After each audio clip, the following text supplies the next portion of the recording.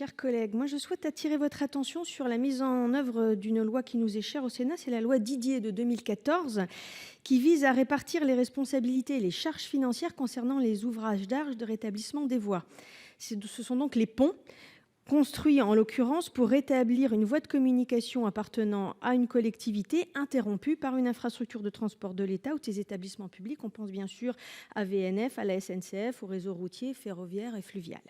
Afin de faciliter la gestion de ces ouvrages et le coût et prévenir leur détérioration, cette loi d'initiative sénatoriale donc de 2014 a prévu que ces ouvrages feraient l'objet de conventions entre les propriétaires ou gestionnaires des voies portées et franchies.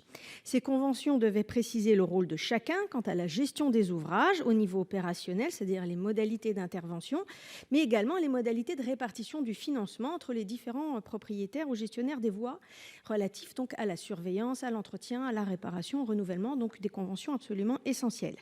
Un recensement a été publié en juillet 2020 en Côte d'Or et il a permis d'identifier les ponts soumis à cette loi. La plupart aujourd'hui se dégradent et présentent de nombreux problèmes de sécurité et de circulation, et les collectivités locales restent dans l'attente de ces conventions afin d'engager légalement les travaux. Selon les maires et les élus locaux qui sollicitent Voies navigables de France, l'établissement de la convention de répartition des charges reste aujourd'hui suspendu sans aucun argument tangible.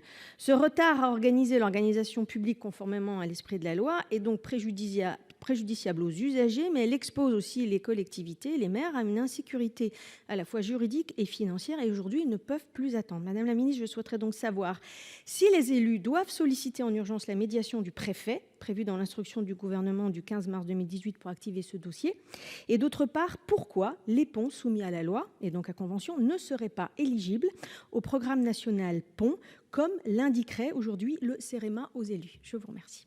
Si, Madame la Ministre.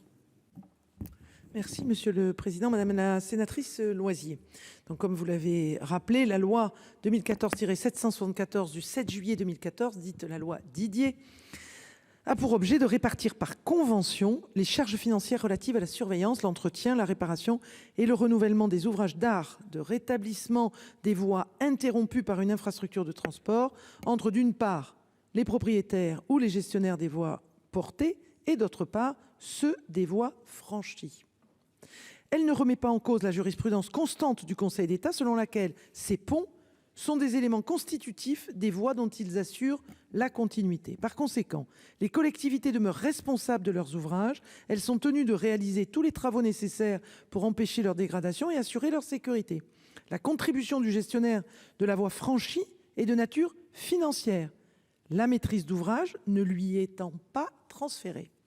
Concernant plus particulièrement Voies navigables de France, qui a la responsabilité de 6 700 kilomètres de réseau, la prise en charge de ces coûts ne peut être que progressive en raison du grand nombre d'ouvrages à conventionner et du temps nécessaire pour assembler des bonnes connaissances techniques pour une grande partie de ceux-ci.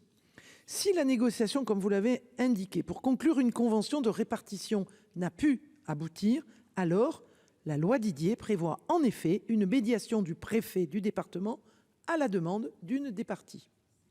Enfin, concernant le programme national Ponts, il n'a pas le même objet. Il vise à aider de petites communes pour la gestion de leurs ouvrages et non à financer des obligations incombant à l'État ou à ses opérateurs au titre de la loi. Il n'a donc pas vocation à traiter ces ouvrages de rétablissement, sauf à entamer une ressource précieuse pour les communes. Je vous remercie. Merci. La parole est à Monsieur